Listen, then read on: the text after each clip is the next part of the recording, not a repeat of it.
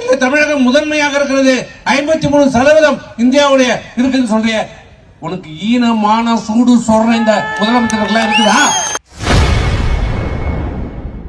இன்று அதிமுக சார்பில் நடைபெற்ற ஆர்ப்பாட்டத்தில் கலந்து கொண்ட முன்னாள் அமைச்சர் சி.வி. சண்முகம் முதலமைச்சர் மு.க. ஸ்டாலின் அவர்களை தாக்கி பேசியுள்ளது கடும் அதிர்ச்சியை ஏற்படுத்தியுள்ளது. நாங்க கொண்டு வந்தோம் சரி சொல்லிக்கோ. அதே மாதிரி பல்கலைக்கழகத்தை கொண்டாந்து பேரை மாற்றி நிதி ஒதுக்கிட்டு நாங்க தான் கொண்டாந்து நீ ஒரு கல்வெட்டை வச்சுக்க வேண்டியதானே. உன்னை யாரும் வேணாம்னா இந்த விழுப்புரம் நகரத்துக்கு ஒரு மிகப்பெரிய ஒரு பெருமையா இருக்கும்ல இந்த மாவட்டத்துக்கு பல்கலை. அது கொண்டாடுறதால இன்னைக்கு என்ன நிலைமை? இந்த பட்ட மேற்படிப்பு படிக்கின்ற வாய்ப்பு கிட்டத்தட்ட 5 கோடி ரூபாய் புதுதா கட்டணம் கட்டி கொடுத்தோம். நம்ம அம்மாவுடைய ஆட்சியில் எடப்பாடியார் கட்டி கொடுத்தார். அதுல ஏற்கனவே திருவள்ளுவர் பல்கலைக்கழகமா இருக்கும் போதே அது செயல்பட்டு கொண்டு வருது. அண்ணாமலை பல்கலைக்கழகத்தில் போய் சேர்த்த அவன் என்ன பண்றான் இன்னைக்கு? அதை மூடுறான். என்ன வியாபாரமா?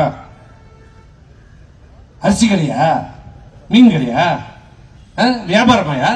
லாப நோக்கம் பார்க்கிற, லாப நஷ்டம் பார்க்கிற. இது கல்வி. அனைவருக்கும் கல்வி கொடுக்க வேண்டிய கடமை அரசுக்கு உள்ளது. பெருசா பீத்திக்கிற. உயர்கல்வித்துறையில தமிழகம் முதன்மையாக இருக்கிறது. 53% இந்தியாவுடைய இருக்குன்னு சொல்றிய. உனக்கு ஈனமான சூடு சொல்ற இந்த முதலமைச்சர்கள் இருக்குதா? கேட்கிற யார் ஆட்சியில் அதை நாங்க நிறைவேற்றினது?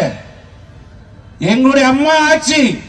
எடப்பாடியார் முதலமைச்சராக இருக்கின்ற போதே 53% உயர்கல்வியிலே சாதனை செய்து காட்டியது எடப்பாடியாரோட அரசு. நீ அதை விட கூடுதலா 60% சொல்லியிருந்தா நியாயம். அதே 52% தான் நீ வச்சுக்கிற. 53 செய்திகளை உள்ளது உள்ளபடி தெரிந்து கொள்ள ரெஃப்ளெக்ட் நியூஸை சப்ஸ்கிரைப் பண்ணுங்க.